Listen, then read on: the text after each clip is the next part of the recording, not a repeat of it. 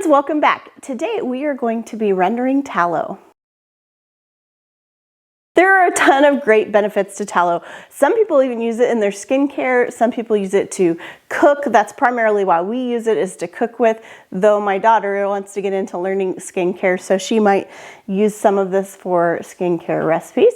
But it is just a good, healthier fat and an alternative to some of the unhealthy oils, the processed things that are out there. So I'm going to show you how to render it, and really, this is like the easiest thing in the world. Seriously. We had brisket for Christmas lunch, and so my husband trimmed off the fat, and I told him don't throw away the fat. So we've got lots of beef fat, and this is where you start. You just start with a big giant wad of beef fat. And there's a couple of ways to do it. This is by far the easiest way. You can do it on the stove, but it takes a whole lot of babysitting because you have to sit there and make sure it's not scorching. You can put it in the oven for 200 degrees for like 12 hours. But this crock pot method really seriously is the best easy way. So what I'm going to do is I'm going to take my beef fat, and you know, it doesn't have to be perfect. There's some still pieces of meat on there and things, and this process is going to help get rid of all that. So what we're going to do is we're just going to dump it in the crock pot. And as you can see here, we've got a giant hunk of beef fat. And we are going to set the crock pot to low. I have an old crock pot. You can't really see low on there, but that's low, trust me. And we're going to cover it up. And now we let it set on low for 4 to 8 hours. All right, it's been a while. I've been stirring it and checking on it. And this is about the consistency that you want. You want all of the fat basically liquefied, and so we are there. It took a little longer for this because there were some really thick pieces, but we're going to start straining this out.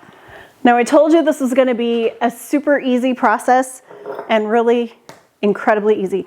I'm going to take a little strainer and I'm going to put it on my mason jar, and I'm going to add some cheesecloth here just to make sure that the little pieces get strained out, and I'm going to just start straining this fat through.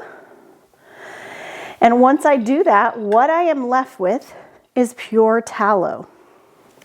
Now, the leftover pieces that you're going to come away with are called cracklins, and you can actually eat them.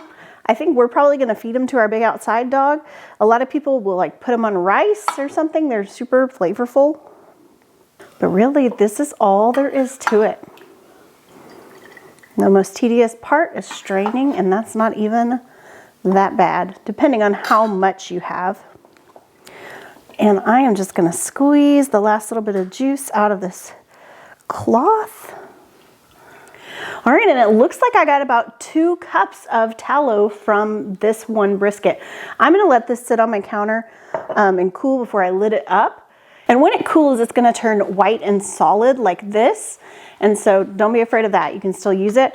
You can leave this out on your counter and use it for a couple months, or you can put it in the fridge and it'll last up to a year in your fridge, or the freezer, it'll last even longer. So decide if you're going to use it quickly, and then you can store it accordingly.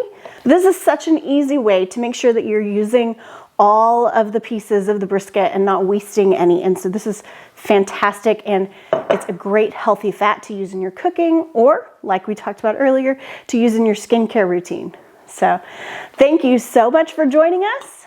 Have a wonderful day.